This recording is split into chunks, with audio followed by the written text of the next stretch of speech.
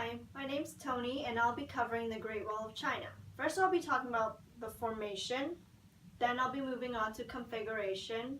Next I'll be talking about the purpose of the wall, and lastly, the present day of the wall.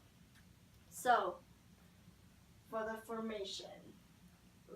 The construction of the wall began in the Qin dynasty under the first emperor, Shi Huangtai, and continued for over 100 years throughout different dynasties. The wall was made up of a number of sections, and each section was built by a different dynasty over a long period of time.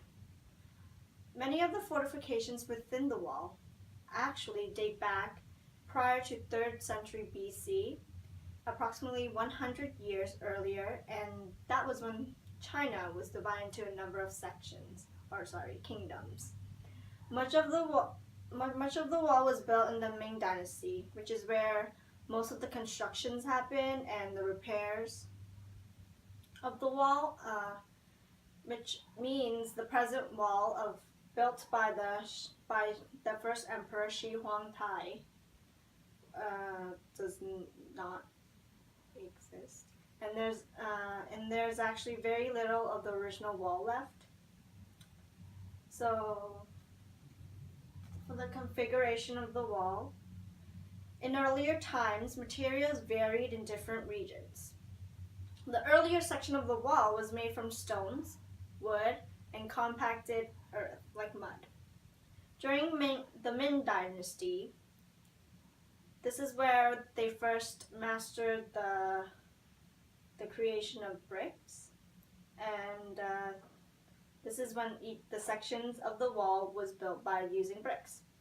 The construction of the wall was ordered by rulers of more than 20 dynasties, and these workers include slaves, soldiers, ordinary young men, and criminals. There's no accurate number of deaths, but it can be estimated to be no less than 11 million people. Most of the sections were built along lofty ridges, so a heavy number of workers died from falling down from the mountains or off the cliffs. So construction work was extremely difficult and required a lot of strength and energy. What the workers had to do was carry the bricks by themselves and place it where the wall is. Plus, having to work long hours and without much food, they often starved or died from exhaustion. Legend says that laborers who died during construction were simply buried into the wall or under the wall. Reasons for doing so include saving money for funeral expenses, saving building material, and this also helps to fertilize the soil around the wall to make the roots of plants go deep to protect the foundations of the wall. So the wall stretches around 6,300 kilometers in length, but if you're measuring the length of each section, it will add up to about 22,000 kilometers. So the average height of the wall is about 7.8 meters, with the highest point to be 14 meters. So the purpose of the wall. Why was made? So the earliest section were built in the warring states period by different kingdoms to defend attacks of other states.